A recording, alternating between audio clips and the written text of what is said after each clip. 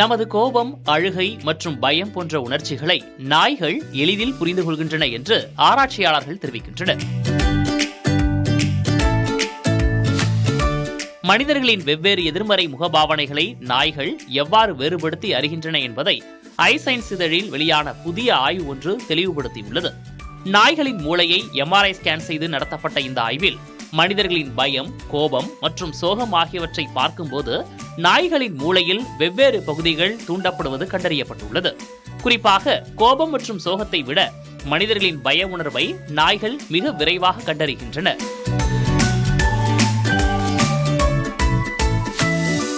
பயமும் கோபமும் தங்களுக்கு ஆபத்தை ஏற்படுத்தக்கூடும் என்பதால் நாய்கள் அவற்றுக்கு உடனடியாக எதிர்வினையாற்றுகின்றன. அதே நேரம் சோகம் உடனடியாக எந்த ஆபத்தையும் தராது என்பதால் நாய்கள் அதை பெரிதாக எடுத்துக்கொள்வதில்லை. வெறும் நல்ல உணர்வு, கெட்ட உணர்வு என்று பிரித்து பார்க்காமல் மனிதர்களின் வெவ்வேறு உணர்ச்சிகளை நாய்களின் மூளை மிக துல்லியமாக பகுத்தாய்கிறது என்பதை இந்த ஆய்வு நிரூபித்துள்ளது. கேரளத்தில் ஓணம் திருவிழா தொடங்கியுள்ளது. 10 நாட்கள் நடைபெறும் இவ்விழாவை கொச்சியில் முதல்வர் VD சதீசன் தொடங்கி வைத்தார். அத்தச்சமயம் என அழைக்கப்படும் தொடக்க நிகழ்ச்சியில் அலங்கரிக்கப்பட்ட யானைகள், ஊர்திகள் அணிவகுத்து சென்றன. செண்டை மேளம், புலிகளி, கதகளி, தெய்யம் போன்ற பாரம்பரிய இசை, கலை நிகழ்ச்சிகளும் நிகழ்த்தப்பட்டன. இந்நிகழ்ச்சிகளை வெளிநாட்டு சுற்றுலா பயணிகளும் வியப்புடன் கண்டு களித்தனர். சாதி மத பேதமின்றி அனைத்து தரப்பு மக்களும் இவ்விழாவில் பங்கேற்றனர். ஓணம் விழாவின் முக்கிய நிகழ்வு வரும் 26ஆம் தேதி கொண்டாடப்பட உள்ளது. புராண கதைகளின்படி ஓணம் பண்டிகை காலத்தில் மகாபலி மன்னர் தனது நாட்டு மக்களை காண பூமிக்கு வருவதாகவும் அவரை வரவேற்பதற்காக என்று கூறியும் இந்த விழா கொண்டாடப்படுகிறது. கேரளத்தில் ஓணம் பண்டிகை தொடங்கியதை அடுத்து திருச்சூர் வடக்குநாதர் கோவில் கோபுர வாசலில் பிரம்மாண்டமான முறையில் இடப்பட்டுள்ள அத்தப்பூ கோலத்தை ஏராளமானோர் கண்டு ரசித்தனர். மயிலிறகின் நிறங்களும் மலர்களின் மணமும் சூழ கேரளம் முழுவதும் ஓணம் பண்டிகை கோலாகலமாக தொடங்கியது. இதனால் பூக்கோலமிட்டு ஓணம் பண்டிகையை மக்கள் உற்சாகமாக கொண்டாடி வருகின்றனர். கேரளத்தில் 10 நாட்கள் கொண்டாடப்படும் ஓணம் பண்டிகை கோலாகலமாக தொடங்கியது. பண்டிகையை வரவேற்கும் விதமாக மக்கள் வீடுகள், வீதிகள் மற்றும் கோயில்களின் முன்பு பல வண்ண பூக்களால் கோலமிட்டு ஓண ஊஞ்சல் அமைத்தும் உற்சாகமாக கொண்டாடி வருகின்றனர். இந்த ஆண்டின் திருவோண திருநாள் வரும் 26ஆம் தேதி கொண்டாடப்பட உள்ளது குறிப்பிடத்தக்கது.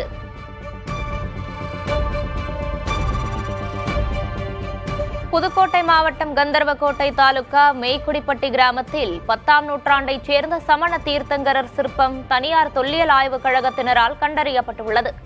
பத்ம நிலையில் அமைந்துள்ள இச்சிற்பத்தில் முக்குடை கிரீடம், நீண்ட காதுகள் மற்றும் அசோக மரம் உள்ளிட்ட சிறப்பம்சங்கள் காணப்படுகின்றன. முகம் சிதைந்த நிலையில் உள்ள இச்சிற்பத்தின் அருகில் பழமையான சிவலிங்கம் மற்றும் கொற்றவை சிலைகளும் கண்டறியப்பட்டதை அடுத்து அங்கு கோயில் கட்டும் ஏற்பாடுகள் நடந்து வருகின்றன.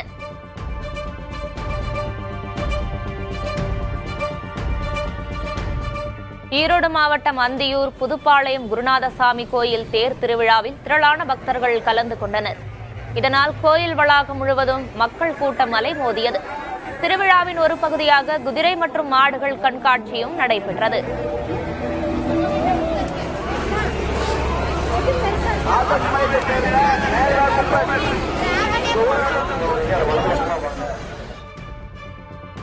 கேரள மாநிலம் வயநாடு மாவட்டத்தில் 4 நபர்களை கடந்த 2 வாரங்களாக காகங்கள் பின்தொடர்ந்து தாக்கி வருவது அதிர்ச்சியை ஏற்படுத்தியுள்ளது.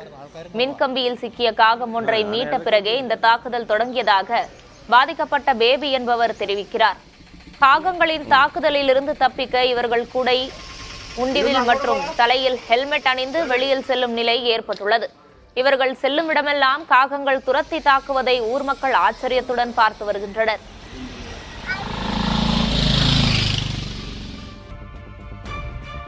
ஐரோப்பிய நாடான பெல்ஜியத்தில் வீட்டை புதுப்பிக்கும் பணியில் ஈடுபட்ட போது தொழிலாளர்களுக்கு புதையல் கிடைத்துள்ளது.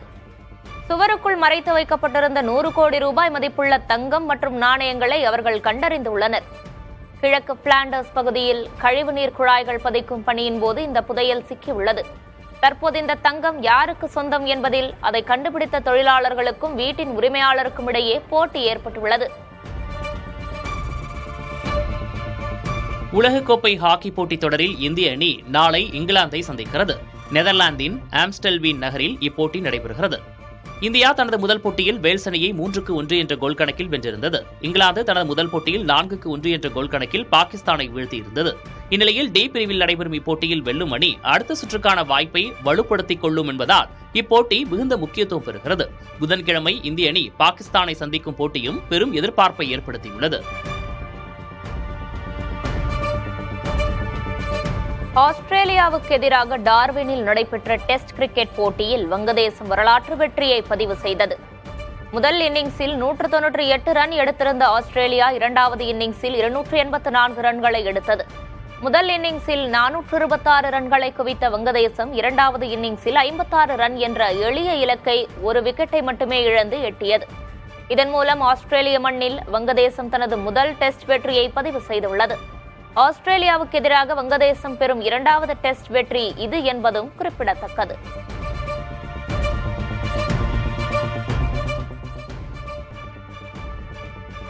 கர்நாடகாவின் ஹனூர் வனப்பகுதியில் 3 தமிழர்களை வனத்துறையினர் திட்டமிட்டு கொலை செய்திருப்பதாக உயிரிழந்தவர்களின் உறவினர்கள் குற்றம் சாட்டியுள்ளனர். துப்பாக்கிச்சூடு நடத்தியவர்கள் மீது கொலை வழக்கு பதிவு செய்து கைது நடவடிக்கை மேற்கொள்ள வேண்டும் என்றும் சிஐடி அல்லது சிபிஐ விசாரணை நடத்த வேண்டும் என்றும் அவர்கள் வலியுறுத்தியுள்ளனர். இவங்க கேட்டா என்கவுண்டர்னு சொல்றாங்க. அது என்கவுண்டர் இல்லை, கொலை பண்ணியிருக்காங்க.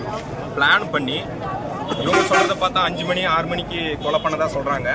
ஆனால் 5 மணிக்கு 6 மணி நைட்டு 12 1 மணிக்கு கொலை பண்ணிட்டு அது எல்லாம் என்ன பண்றதுன்னு தெரியாம அதில் ஒரு ஆள் தப்பிச்சு போயிட்டாரு, அவர் போய் சொல்லிடுவாரு அப்படின்றதுனால அந்த 3 பேர்த்த ஹாஸ்பிட்டலுக்கு கொண்டு போய் காப்பாற்றுற மாதிரி நாடகம் நடத்தி அப்புறம் அங்கிருந்தா பிரச்சனை ஆயிடும் அப்படின்னு சொல்லி மைசூருக்கு தூக்கிட்டு போயிருக்காங்க. இவங்களோட பிளான் என்னன்னா 4 பேர்த்தையும் கொண்டுட்டு அங்கேயே எரிச்சிட்டு எந்த ஒரு தடையும் இல்லாம அழிச்சு கொள்ளலான்றதுதான் பிளான். அந்த ஒரு ஆள் தப்பிச்சு வரல அப்படின்னா எங்களுக்கு அவங்க 4 பேர் காட்டுக்குள்ள போனாங்க, எங்க போனாங்கன்னு தெரியாம நாங்க தேடிட்டு இருந்திருக்கோம். இப்போ இவங்க என்ன சொல்றாங்கன்னா அவங்க அட்டாக் பண்ணாங்க, அதனால நாங்க என்கவுண்டர் பண்ணோம், 3 பேர் செத்து போயிட்டாங்க அப்படின்னு. ஆனா இவங்க அந்த பாடியை பார்த்தா இவங்க என்கவுண்டர் பண்ண மாதிரியே இதுவே எதுவுமே இல்லை. கண்ணு பக்கத்துல இருந்து சுட்ட மாதிரி ஷார்ட் கன் யூஸ் பண்ணி ஃபயர் ஆகி வெடிச்சு செத்து போயிருக்காங்க. கர்நாடக மாநில வனப்பகுதியில் வனத்துறையினர் நடத்திய துப்பாக்கிச் சூட்டில் 3 தமிழர்கள் கொல்லப்பட்ட சம்பவத்திற்கு தமிழக வாழ்வுரிமை கட்சியின் தலைவர் வேல்முருகன் கடும் கண்டனம் தெரிவித்துள்ளார். இந்த சம்பவம் குறித்து கர்நாடக அரசு ஆதாரங்களுடன் விளக்கமளிக்க வேண்டும் என்றும் சுயாதீன விசாரணைக்கு தமிழ்நாடு அரசு அழுத்தம் கொடுக்க வேண்டும் என்றும் அவர் வலியுறுத்தியுள்ளார். மேலும் உயிரிழந்தவர்களின் குடும்பங்களுக்கு நிவாரணமும் எல்லைப் பகுதிகளில் வாழும் தமிழர்களின் பாதுகாப்பையும் உறுதி செய்ய வேண்டும் என்று அவர் கோரிக்கை விடுத்துள்ளார். மாணவர்களுக்கு மடிக்கணினி வழங்கும் திட்டத்துக்கு 2000 கோடி ரூபாய் ஒதுக்கப்பட்டுள்ளது என்று உயர்கல்வித்துறை அமைச்சர் விஸ்வநாதன் கூறியுள்ளார். சென்னை நுங்கம்பாக்கத்தில் செய்தியாளர்களை சந்தித்த அவர் 10 லட்சம் மாணவர்களுக்கு மடிக்கணினிகள் வழங்கப்படும் என்றும் இதற்கான அறிவிப்பு மானிய கோரிக்கையின் போது வெளியிடப்படும் என்றும் தெரிவித்துள்ளார். லேப்டாப் என்பது கொள்கை திட்டத்தில் நாங்கள் அறிவிச்சிருக்கிறோம். அதாவது என்னன்னா உங்களுக்கு 2000 கோடி ஒதுக்கீடு 10 லட்சம் லேப்டாப்புகள் வழங்குவதற்கான திட்ட மதிப்பீடு தயார் பண்ணியிருக்கிறோம். பட் ஆனா இது அனௌன்ஸ்மெண்ட் எங்க வரணும்? டிமாண்ட்ஸ் அண்ட் கிராண்ட்ஸ்ல தான் அந்த அனௌன்ஸ்மெண்ட் வரணும். So media friends, you have to wait. இன்னும் ஒரு 10 தினங்கள் நீங்க காத்திருக்கணும். விளையாட்டுத்துறைக்கு கூடுதல் நிதி ஒதுக்கப்பட்டுள்ளதாக விளையாட்டு மேம்பாட்டு மற்றும் பொதுப்பணித்துறை அமைச்சர் ஆதவர்ஜுனா கூறியுள்ளார். சென்னை போரூரில் நடைபெற்ற IAS, IPS அதிகாரிகளுக்கான கிரிக்கெட் போட்டியை தொடங்கி வைத்த அவர் ஜனவரி மாதம் முதல்வர் விஜய் உட்பட மக்கள் பிரதிநிதிகள், அரசு அதிகாரிகள், நீதிபதிகள், பத்திரிகையாளர்கள் ஆகிய 4 தரப்பினருக்கான விளையாட்டுப் போட்டிகள் நடத்தப்படும் என்று கூறினார். ஜனவரி முடிஞ்சு பொங்கல் முடிஞ்ச பிப்ரவரியில we have a tournament, IAS, IPS and IFS. ஒரு பக்கம் இன்னொரு பக்கம் MLA மினிஸ்டர்ஸ் இன்க்ளூடிங் CM, அதுக்கப்புறம் ஜுடிஷியல் சிஸ்டம், அதுக்கப்புறம் மீடியா பக்கத்துல இருந்து இந்த 4 பேத்துக்கும் ஒரு பெரிய ஃபைட்டை ரெடி பண்ணி யார் வின் பண்ண போறாங்க ஸ்போர்ட்ஸ்ல, அதுக்காக இப்பயே ஃபிட்னஸ் ஆரம்பிச்சிருங்க. ஸோ அப் டு 70 வரைக்கும் ஏன் ரிட்டையர்ட் பீப்புள் கூட நம்ம வெல்கம் பண்ணலாம். தாவேக அரசின் கைது நடவடிக்கைகளுக்கு தாங்கள் என்றும் அஞ்ச மாட்டோம் என்று எதிர்க்கட்சித் தலைவர் உதயநிதி ஸ்டாலின் தெரிவித்துள்ளார். அண்ணா அறிவாலயத்தில் கட்சியின் சட்டத்துறையின் சார்பில் நடைபெற்ற கூட்டத்தில் உரையாற்றிய அவர் கைது நடவடிக்கையின் போது திமுக தலைவர் ஸ்டாலின் தனக்கு வழங்கிய அறிவுரை குறித்து குறிப்பிட்டார். தலைவர் அவர்கள் போன் பண்ணி கைதாகாத 10:30 மணி வரைக்கும் வெயிட் பண்ண வையே, கொஞ்ச நேரம் அவங்ககிட்ட பேசு, கொஞ்ச நேரம் உட்கார வையே அப்படி நான் சொன்ன வழக்கறிஞர்லாம் வந்துட்டாங்க. கைது பண்றதுக்கு ஒண்ணுமே கிடையாது, நான் அப்படி ஒன்றும் பேசல, என்ன நடக்குதோ பாத்துக்கலாம் அப்படின்னு. ஆனா விசா, எமர்ஜென்சி இதையெல்லாம் பார்த்த திராவிட முன்னேற்ற கழகத்துடைய கலைஞருடைய உடன்பிறப்புகள் இதற்கெல்லாம் நம்ம பயப்பட மாட்டோம். ஒரு ஜாலியா ட்ரிப்பு போற மாதிரி தான் போனோம். ஆனா மாசு அவர்கள் கிட்டத்தட்ட 7-8 பேர் ஜாலியா பேசிக்கிட்டு சொன்ன அவங்ககிட்ட, இந்த மாதிரி ஒரு மக்கள் வரி பணத்துல ஒரு ரோட் ஷோ, அது போற வழியெல்லாம் நம்முடைய உடன்பிறப்புகள் அங்கங்கே என்னுடைய வழியை மறிச்சு கரெக்டா என்ன கொடுக்கணுமோ கொடுத்துட்டு இருந்தேன். காஃபி, டீ, ஜூஸ் எல்லாம் எங்களுக்கும் இல்லை, எங்க காவல்துறை அதிகாரிகளுக்கும் சேர்த்துதான்.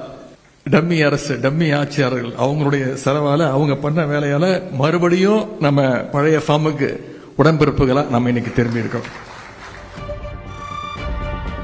கோவை கல்லூரி மாணவர் அமுதன் கொலைக்கு நீதி கிடைக்க திமுக துணை நிற்கும் என்று எதிர்க்கட்சித் தலைவர் உதயநிதி ஸ்டாலின் உறுதியளித்துள்ளார்.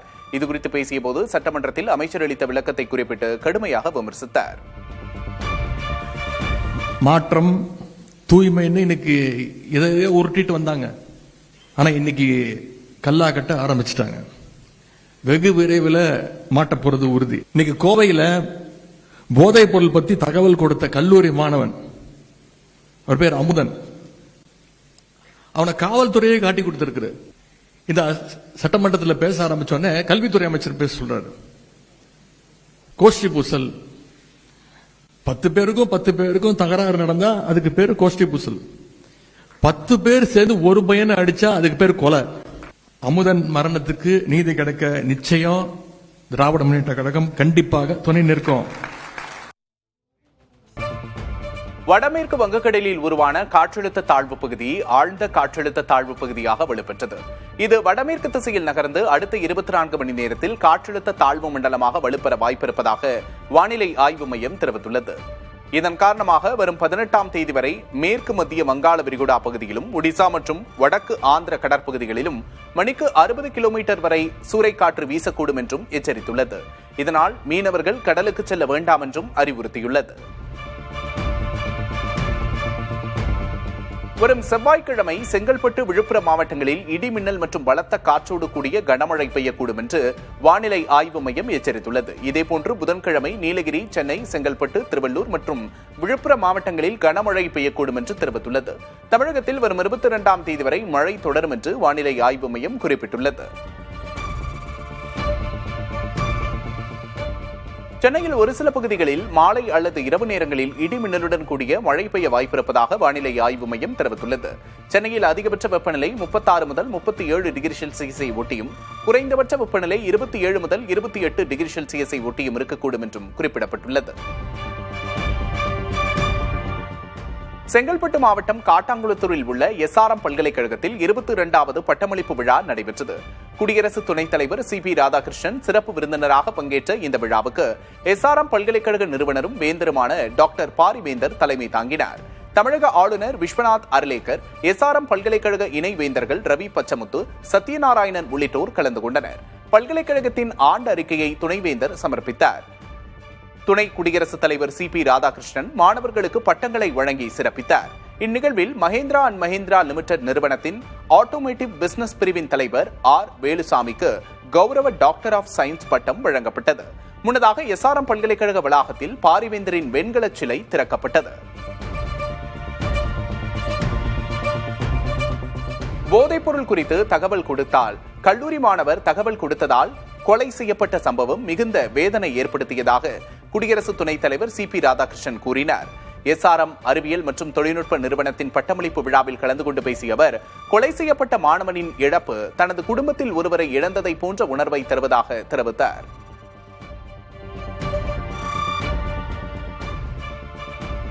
You all might have seen when I have seen the news in one of the colleges of our Tamil Nadu, one of the students get killed because he has passed an information that drugs are rotating in the campus. That should not be our attitude. We must say no to drugs. That was very painful when I read that. I felt that I have lost one in my family. தமிழ்நாட்டு மாணவர்கள் தனித்துவமானவர்கள் என்று தமிழக ஆளுநர் விஸ்வநாத் அர்லேக்கர் பாராட்டு தெரிவித்தார். SRM பல்கலைக்கழக பட்டமளிப்பு விழாவில் கலந்து கொண்டு பேசிய அவர், நாட்டின் எதிர்காலமான இளைஞர் சக்தி மீது தனக்கு மிகப்பெரிய நம்பிக்கை இருக்கிறது என்று கூறினார். Students and young children from our Tamil Nadu are quite different. You cannot be just motivated by unwanted things. You are motivated by the proper issues. You are motivated by our sensing, which are very much necessary for our future, for our country. I have full faith in my youth power. I have full faith in your energy. SRM பல்கலைக்கழக 22வது பட்டமளிப்பு விழாவில் குடியரசு துணைத் தலைவர் CP Radhakrishnan கலந்து கொண்டு சிறப்புரையாற்றினார்.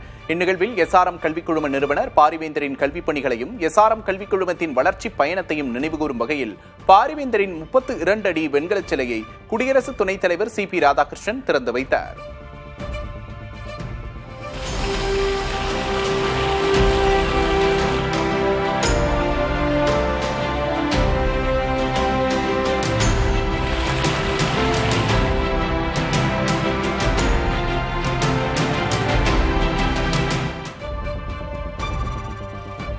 கேரளத்தில் ஓணம் திருவிழா தொடங்கியுள்ளது. 10 நாட்கள் நடைபெறும் இந்த விழாவை கொச்சியில் முதல்வர் VT சதீஷன் தொடங்கி வைத்தார்.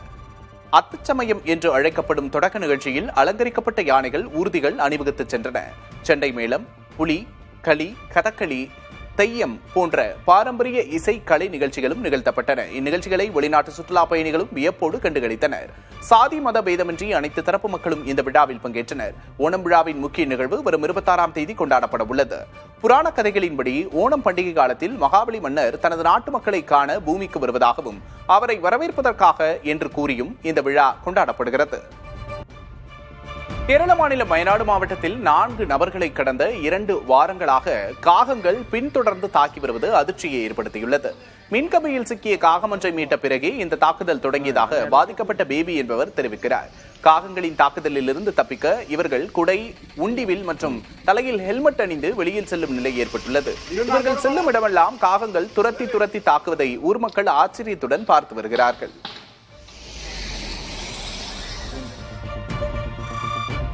தமிழகத்தில் வீட்டு சமையல் எரிவாயு சிலிண்டர் வாடிக்கையாளர்களின் KYC எனப்படும் உண்மை சரிபார்ப்பு பணிக்கான அவகாசம் 23ஆம் தேதி வரை நீட்டிக்கப்பட்டுள்ளது. இன்று அவகாசம் முடிவடைய இருந்த நிலையில் கூட்ட நெரிசலை கருத்தில் கொண்டு நீட்டிக்கப்பட்டுள்ளது. சிலிண்டர் இணைப்பு யார் பெயரில் உள்ளதோ அவர் தனக்கு சிலிண்டர் விநியோகிக்கும் ஏஜென்சிக்கு சென்று அல்லது எண்ணெய் நிறுவனங்களின் மொபைல் செயலி மூலம் தங்களது விவரங்களை பதிவு செய்து உண்மைத்தன்மையை உறுதி செய்து கொள்ளலாம்.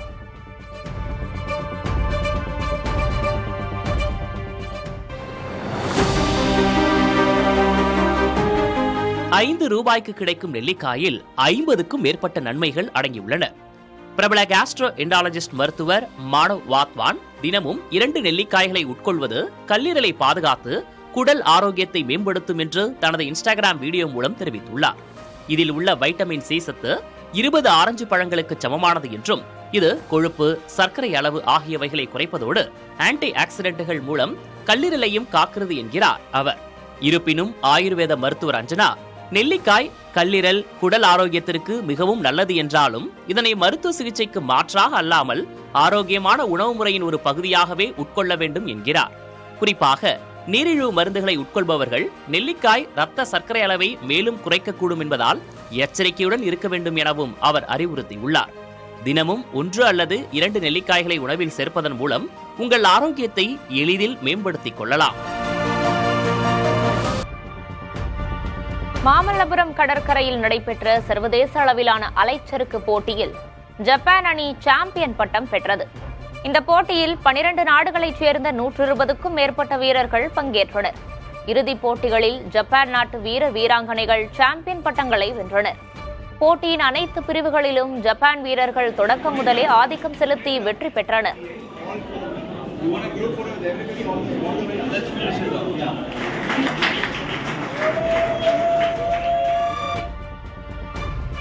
திருச்சி மாவட்டம் மணப்பாறை அடுத்த காட்டுப்பட்டி சொக்கன்குளத்தில் மீன்பிடி திருவிழா கோலாகலமாக நடைபெற்றது.